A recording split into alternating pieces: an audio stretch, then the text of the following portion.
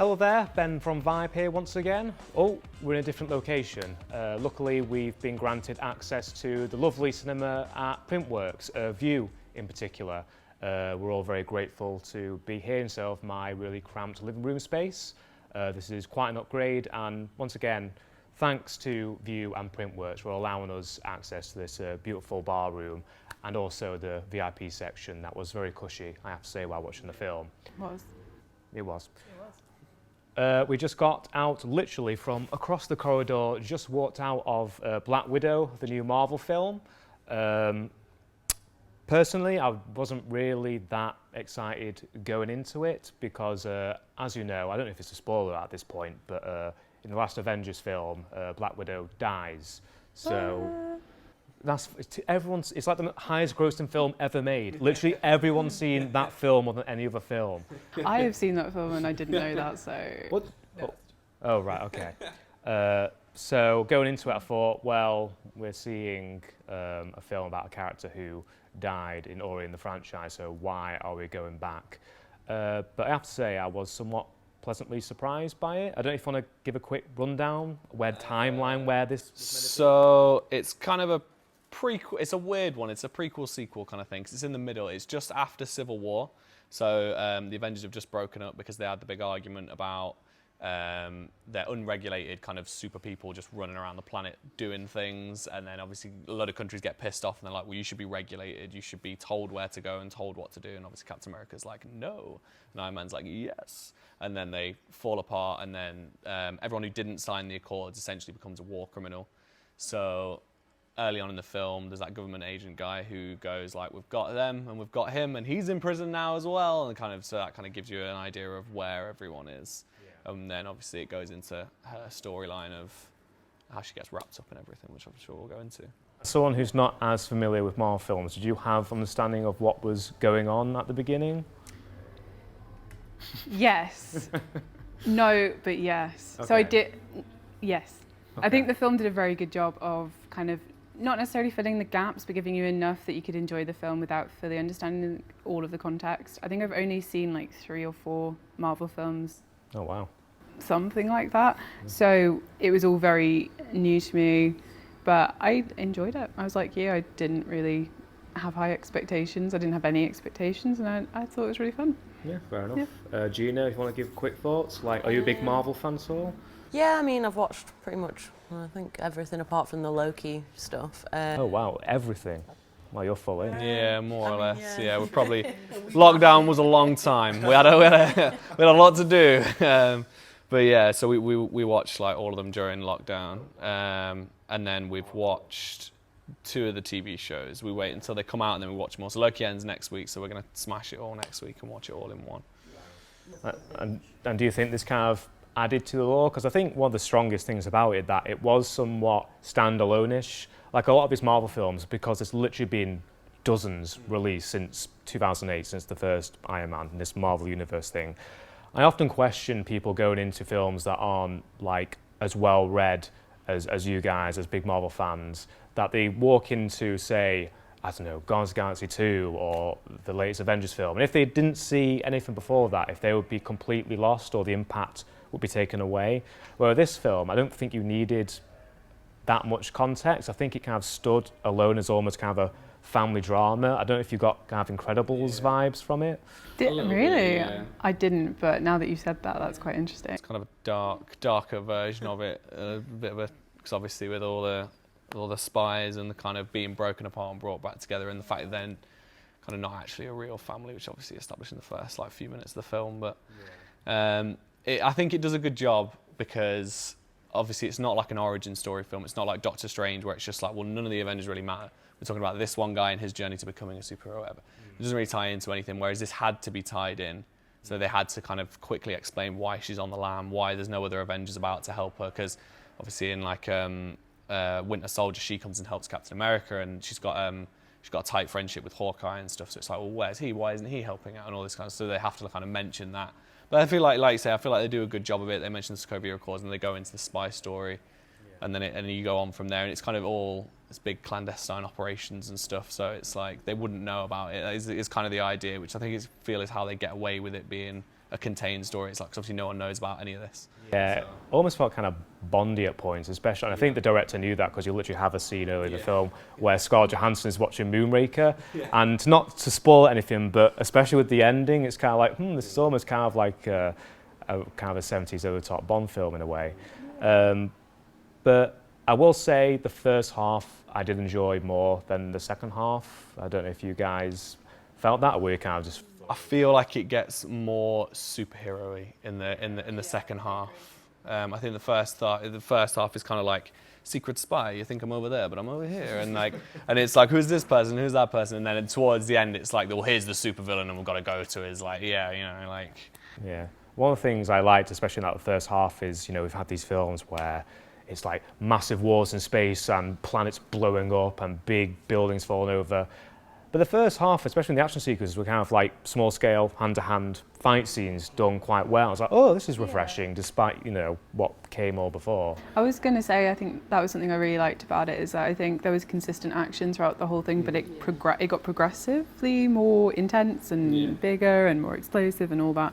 But it was done in such a way that it kind of matched where the film was at. Yeah. It kind of didn't jump between being very serious kind of scenes that we know where it's two people talking and then suddenly there's just high impact action. Yeah. It was pretty well paced in that regard, I think. Yeah, I think that the cast, especially, I was really impressed by Florence Pugh, who's the sister of Scarlett Johansson. I think this will probably be kind of a star-making performance by her. I think she's going to be in just everything after this, because... I mean, she's already kind of there, I think. I agree, she was brilliant. What's she in? I've not noticed her in anything. What's she not in? Everything. So Hannah, yeah. Yeah, everything. She was in Midsummer. She was in Midsummer. She was in go on, Hannah. Lady She's in Macbeth. She was in Little Women, and that is all I can remember. But yeah. To be fair, at the start I did get confused. I thought for a second, the first time I saw her, I thought she was the girl from Heroes, the cheerleader in Heroes. I can't remember her name. I thought it was her for a second. I was like, I had a moment where I was like, it's not her. It is her? It's not? No, it isn't her. Okay, it isn't her. It's this new. But I thought she was really good. I haven't seen anything else that she's been in. I thought she was quite good. I thought she was quite convincing, and good performance. She played well against Scarlett Johansson as like the other kind of super spy woman. Yeah, definitely. I think especially because Scarlett Johansson has been Black Widow for such a long time, and then you get this new character who's her sister, who has to be, I don't know. Like at least as good. Yeah, someone who has the same kind of presence, I guess, and the same kind of skill. And I think they had really good chemistry as siblings. Yeah. I was going to say, first watching it, I thought they were really well cast because they looked like sisters, but then it turns out that Natasha is Scarlett Johansson's character is actually adopted. I had the exact same thought as well. It's the bit where they're in the apartment and they're eye to eye. It's so ironic because there's other films where you get siblings who look nothing alike and they're meant to be blood relatives. So, oh well. Yeah, and the little kind of scrap in the flat. A little scrap. Yeah, well, fight to the death, I should say. Fight in the flat that they had, Yeah, I thought that was quite good, and I always call him the Stranger Things guy, but obviously he's got a name. David Harbour. Yeah. He was really good. Got all the stuff for him and got the plane and stuff. Oh, right, okay. Yeah, it was nice to see him not be in Stranger Things. Yeah. I've never seen him in anything else, I don't think. No, I don't think so. But yeah, I think he was kind of like the lighter kind of comedic character, but I kind of liked one of the stronger things about it, especially just in the halfway point, just before I started to lose interest, was kind of the family dynamics where they're all kind of sat at the table and they all kind of dish it out. You don't usually have a lot of that in Marvel films where you have somewhat thorough character development, make you kind of care, make you understand the dynamics of the family especially, and I thought they played off each other very well. But before we get into spoilers, it's mainly when it becomes, your usual Marvel fare superhero flick with a really underwhelming villain, which was just like... Yeah. I'll get into that in the spoiler section, but... Yeah. Played by Ray Winston. Yeah, Ray Winston. He was fighting that Cockney accent, wasn't he? It was, yeah. Oh my god. Oh yeah, he was meant to be a Russian character, but it was just a slightly more sinister Cockney accent. I feel like it was exactly the same as The Boys. Like with the first scene, it's just like, well, he's definitely not where you're telling me he's from. But as it went on, it's like the accent got stronger, and it was like, okay, I'm believing this more. But the very first scene where he meets Scarlett Johansson, is just like you're just a Cockney man. Because obviously it's meant to be like this Russian embassy thing, but then Ray Winston just walks out with his Cockney accent, just like. That's the thing I didn't I didn't recognise it as Ray Winston. Then he started talking, and I was like, oh yeah. Yeah. Ray fucking Winston. I'm a Russian, don't you know? That was more Australian. That was a little more Australian, yeah. But yeah, just in the more kind of third act, generic kind of flair where I cared mildly because I like these characters, but I never felt they were threatened. And it's the curse of kind of a film that takes place before the events of films we already seen, where the main character we know is going to survive this. And I know you subconsciously know most superheroes are going to survive the superhero film, but at least you can suspend your disbelief that they're in danger, and then it comes obviously at the price of not believing it. Well, I think by the third act, it just gets to a point where it's all about spectacle. Yeah. Like the story kind of doesn't really matter as much anymore. It's just about enjoying what's physically going on in front of you. Yeah. All the crashes and the smashes and the And lights. I'll have to say, because I'm not well read with comic book lore, but has Black Widow got a superpower, or is she just kind of, because she gets all fucked up throughout the film and she doesn't break anything? It's one of them where obviously there's an amazing amount of like plot protection for these characters, because it's like in which one is it? It's one of the final two Avengers films, where I think it's the second one, where the whole Avengers facility gets like blown to bits, and like obviously Thor's going to survive. There's even a little section where they show how Ant-Man survives, because he gets blown through the window, but he shrinks himself as he falls. It's like, okay, so that's how he survived. And then like Hawkeye just kind of comes out some rubble, like, oh, I'm fine. But it's like, it's well established that Hawkeye definitely does not have any powers, and he just survived a building falling on him.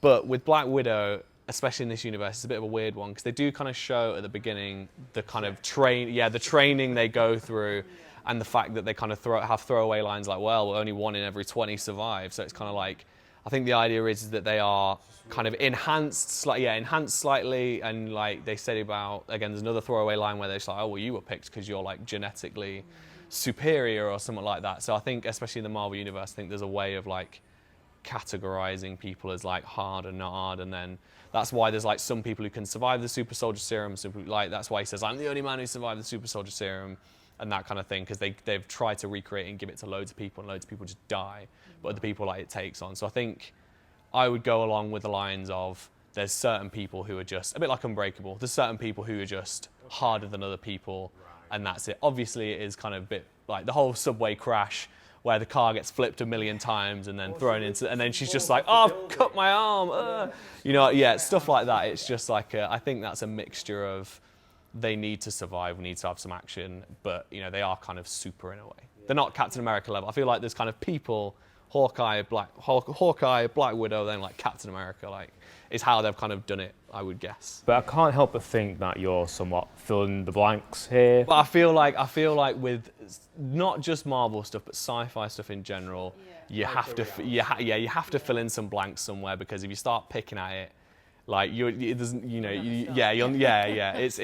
my favourite example is just Doctor Who. It's just like, you just don't ask questions and you'll enjoy it. Nonsense. Because if you start asking questions, it all falls apart. Yeah. Well, that's a sign of a bad story, then, isn't it? If you start asking questions, and this makes no sense. But you can't. But I feel like they fill in the gaps with throwaway things. That's like the whole. That's what I mean. I feel like it's if you look for them, you know what you're looking for. They're there. But if you don't, then you just kind of have to accept that. Wibbly wobbly, timey-wimey, it's all. Is that a problem for you at all, or are we just kind of going along? Oh, I just went along with it. I just figured it was part of the universe. Because if it's a place where, people can just take women from all around the world and train them into super soldiers and mind control them, and then mind control them with a bit of serum, it all kind of fits, I think. Yeah. Sure. So that's approaching the end of our spoiler-free section. I don't know if you want anything to add before we get into spoilers at all, or no? No. Okay, so if you're interested in watching the film, obviously click off right now. We'll go into the spoiler section. We'll spoil the whole film for you. But overall, I think we all somewhat quite enjoyed it. Yes. some more than others. But yeah, okay, sports section, which usually is kind of, well, especially for this film, is when the problems start to arise for me. Especially with, it's not even spoilery, but some of the humour was just so misplaced. That scene in the plane where Florence Pugh is explaining to her dad that she had a, what was it, vasectomy? No. Oh, she was like chop, chop, chop, chop, chop. Vasectomy. No? She had a hysterectomy. A hysterectomy, oh. Unless you know something we don't about Florence Pugh, Oh, right, I don't okay. think she can have a vasectomy. Oh yeah, you could point, yeah. Because Yeah, got your wires slightly crossed. But it was just like played for laughs. And it's just kind of like tonally, this is weird because I know how to react to that scene. And yeah, just with usual Marvel films where they hesitate to fully commit to kind of tension and drama because they pull back with these kind of quips and one-liners. It's just like, why can't you make your audience just feel something rather than just hoo hoo hoo? Because they've established that that's what they're like now. They've established that like every Marvel film has got to have some sort of like light-hearted feel to it. Because I think with all the kind of death and destruction they want to do, they've still got to keep it family friendly. They've still got to keep it kind of. You've made all the money. You've made all the money already. Just take just a little bit of risk. No, I feel like they can't go dark. I feel like if they're going to go dark, they'll probably do it in TV shows and stuff. They can kind of risk people because these are the types of films that like everyone's going to see. Whereas if it's like something you kind of, we just threw it on Disney Plus and the fans who liked it watched it. Do you know what I mean? Like I think that's why it's such a struggle with Daredevil because it's like everybody loved Daredevil when it was brutal and everybody loves the Punisher and it was brutal and now it's kind of like, are they going to bring it back? Are they not going to bring it back? Are they what are they going to do? But you know, Did anyone see the big twist coming of who the helmeted villain was? Because I certainly did as soon as it's explained that Scarlett Johansson tried to kill big bad Ray Winston, but her daughter got blown up. I wonder who this person in this kind of faceless armor attacking her is. I'm not gonna lie, I didn't even think about it. Really? I didn't even think it was a real person underneath. I thought it was a robot. I was on the fence about because my only exposure to the villain Taskmaster is through like Deadpool comics and stuff where they are but they're kind of a. From what I've read of them, I don't know if they have an identity in the comics. I've always, because of the way they're built, and I think there is a cartoon that they're in. I've always assumed that they were male, so I don't know if they've like. I'm assuming they've like completely changed the kind of story here, but I'm not 100% on that, to be fair. So is that what they're called, the Taskmaster? I'm pretty sure it's Taskmaster. Because they never said that in the entire film. They never, apart from saying. I'm like 90% sure it's Taskmaster. I'm not saying that you're wrong. I'm just saying that they just never mentioned it. Taskmaster just sounds like a Q&A quiz on like British television. It is. It's a show on TV. My brain went somewhere else. So I was thinking more of a like. Greg Davies. You go to a BDSM place. I know what you mean. The threat was very. I don't know because there were several. Well, there were kind of several different threats going on at once, but I'd never really felt the full weight of any I of. feel like they didn't get quite enough into how powerful a villain she could be because the whole idea. I mean, obviously they touched on anything, but the whole idea of her powers is, at least in the comics as well, is she has a photographic memory that's so good. Anyone she fights, she just knows their fighting moves. So you know the scene where they like plug something into the back of their head and she's watching all the Avengers fights. So it's trying to establish that she can fight like any Avenger at any time she wants. Yeah. And they kind of used it a couple of times, like they used the Captain America shield a couple of times and they used the bow a couple of times and then she got out the claws for like, and it was one of them where I was just like, I feel like you could do more than that. Like Which of the Avengers is claws?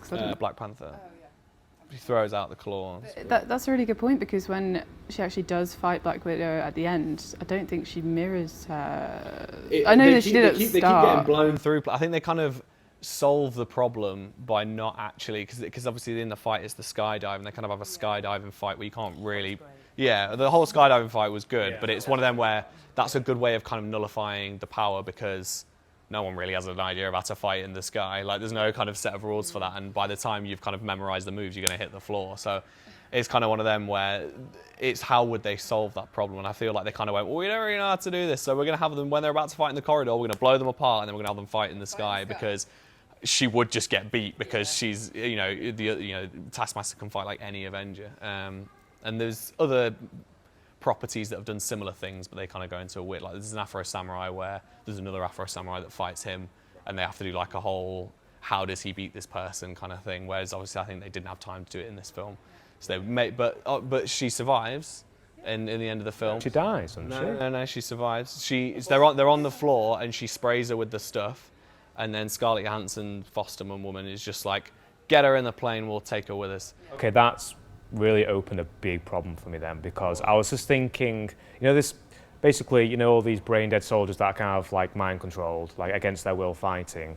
Well, there's this red serum that kind of alleviates this brainwashing, and they, you know, come forth with who they are. So why didn't Ray Winston, when his daughter got blowed up, just like not make her into a super evil soldier? Because it seems through his big bad guy monologue that I had to enter a chip to my daughter's brain to make her kind of live, but she is kind of zombified because of that. But you have this serum that helps that. So why would this be a problem? I feel like he probably saw it as an opportunity to like use this, because she's obviously burnt and probably deformed in some way, yeah. And he's obviously kind of a women are objects kind of thing. So I feel like, and especially if it was his own daughter, I feel like he would see her more than anyone else as his property. So he would probably be like, well, I wouldn't trust this technology or whatever in anyone else, but also I don't want her to be able to, because he's obviously super paranoid. He lives in a castle in the sky, in a base where everyone is mind controlled. So I feel like it's like a paranoia thing with him, because that's how she baits him out in the kind of, which she's done before, which I quite liked. Because I think it's pretty much the first time you meet her, she's tied to a chair. I think it's one of the first Avengers, and she gets the guy talking about his plan, and then she goes, "You just revealed everything about the plan," and then she beats the crap out of him. She does exactly the same thing to Ray Winston, because obviously she kind of goes, "Oh, I'm powerless. You've got the smelling thing, and I can't hurt you." And then she baits him out to get all his information, and then she does him in or whatever, and then. But I feel like, because they're still in their brains, aren't they? So I'm sure his daughter was kind of just like saw all the horrific crap her dad was kind of making her do, and probably all the horrific crap that he's doing all to these other women. Yeah. So you don't want her to be able to fight back because of all that. Yeah. I think the justification for that is like you need kind of more development between like the evil Russian dad and the kind of blowed up daughter, because when I was first watching it, it's like out of necessity I had to put kind of horrific chip in the back of her neck to make it operate, but obviously she's just kind of a zombified version of herself, where that kind of she gets alleviated by that at the end, and she's just fine, and she's got little burns on her face. She's not like completely disfigured. So it's kind of like, you don't see under the suit. Oh, maybe she's a skeleton under the suit, just with a head on. Because they can plug crap into the back of her neck, so it's like maybe it's like wired through her body or whatever like that. Because they didn't really. That's what I mean. They didn't really get into the extent of who Taskmaster was in this. That maybe they'll go into more. Because I feel like they wouldn't have her survive, and I feel like they wouldn't have all the Black Widows kind of leave.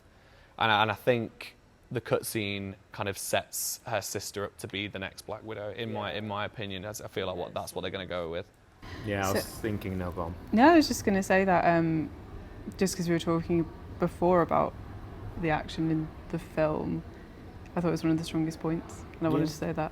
And I don't know if you guys agree, but I thought it was really impressive how, because it looked like Scarlett Johansson and Florence Pugh especially did a lot of their own stunts. Yeah. There's a scene where they're fighting in an apartment in Budapest, and there were a lot of close-ups showing their faces. So I think if they did actually do quite a lot of their own stunts and a lot of their own fight scenes, I think that's really impressive. I don't really think I've seen that. Yeah, it wouldn't surprise me. And as we were kind of praising Florence Pugh, like, as you say, the sting at the end kind of sets her up to be kind of the replacement of Black Widow in future franchises, and I think she'll do very well. I think she's got a very unique charisma about her, and yeah, if Marvel's setting up her as one of the key characters in this, what phase are we now? Fourth phase? I'm going to shoot with 4, but I'm not going to say it with confidence. They're going to be making these films until everyone in this room is dead anyway, so it doesn't really matter.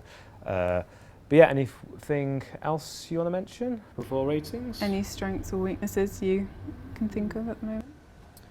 I didn't see any weaknesses. Really? I just thoroughly enjoyed it. Okay. What was the top moment for you? It was definitely when they were falling down, fighting. That was pretty cool. Yeah, it's visually really strong, and obviously it's kind of empty praise at this point, but like these big kind of Marvel films, like, we're somewhat taken for granted that yes, they are somewhat conveyor beltish. They are kind of, just the big summer blockbusters everyone goes to every year, but there's incredible kind of skill and slickness to them, especially with the script. Like, as you said before, it just does constantly develop and keep moving. There's no flatness to it. It's ever developing, the plot is going forth. And they're all just very, very slickly produced. Like, you don't really get a Marvel film that is bad. You get some what are kind of mediocre, and then you get some that are very, very good. And you said before, does this slot in kind of like the middle range? I'd say it's in the upper middle ranges. Like definitely, it's because it's one that I would be like, I wouldn't be opposed to watching again. There's certain Marvel films where I'm just kind of like, I don't know if I want to watch that one. Yeah. Whereas like this is one I'd be like, yeah, I'd watch that one. Like, yeah. Say again? They feel a bit like placeholders, whereas this one didn't. I do think, because with Marvel films, with any superhero film, I don't necessarily think I'm going to get a particularly strong, not message, but you're not going to get a lot of sort of really deep kind of chat or character development. Yeah. They kind of do only go so far, but I think Black Widow was quite good at putting forward kind of a message of female empowerment, as good as a superhero film can. I think the kind of idea of freeing, this kind of recurrent mission of like freeing these other women who've been trained and have just been brainwashed into being trained killers. It was really, it was good. It was a strong kind of theme of, I guess, female empowerment.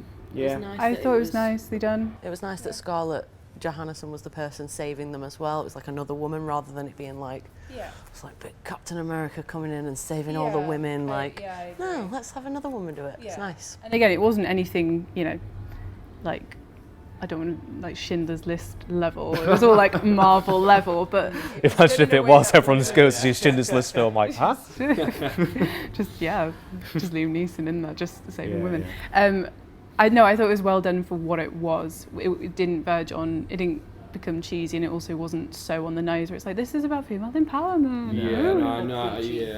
Preach is a good word. I would definitely agree. I feel like it wasn't kind of in your face with the fact that it was like a for females film, because obviously they still had like, the dad who is just like obviously this big, like the manliest man, like because again like the bit where he's trying to make her, like that's why she's trying to make him uncomfortable in the plane, because obviously he doesn't want to hear about hysterectomy, he doesn't want to hear about any of that because he's just a big British man or whatever, and he's kind of the joke. But like I like the fact that he kind of stops being that, and he has his little bit in the prison where he's just like, I'm sorry for what I did, because I think after the moment in the house where he kind of realizes what he actually had and where he is now and how it is slightly, I feel like they didn't expand on it too much, but it was good that he kind of had a little character development, but he was the joke kind of thing. But and I feel like it was good that they had, like you said, like the strong mum, the strong sisters, and obviously now they've got an army of super strong women and Black Widows and stuff, which would be interesting to see what they do with that as well. I agree, and they are actually strong. They don't just stand around saying how strong they are, and other people don't just stand around saying, oh, you're very strong. Yes, I agree.